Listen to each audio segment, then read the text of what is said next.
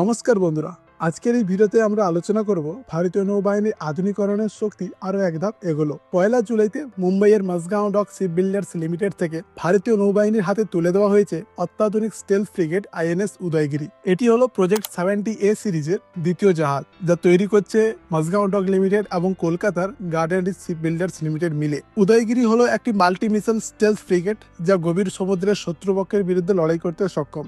এটি এক আধুনিক রূপে ফিরে এসেছে সেই আইএনএস উদয়গিরির উত্তরসূরি হিসেবে, যেটি 2007 সালে 31 বছরের গৌরবময় সেবা শেষ করে অবসর নিয়েছিল। এই জাহাজ প্রজেক্ট 70 শিবালিক ক্লাস ফ্রিগেটগুলির পরবর্তী প্রজন্ম। এর হাল আগের তুলনায় 4.54% বড় এবং এতে আছে উন্নত স্টেলথ ফিচারও, যা রাডারে ধরা পড়ার সম্ভাবনা কমায়। উদয়গিরিতে রয়েছে আধুনিক যুদ্ধ ব্যবস্থা, supersonic surface two surface missile, medium range surface two air missile, 76 millimetre প্রধান কামান, 30 মিলিমিটার ও 12.7 millimetre close combat weapon system.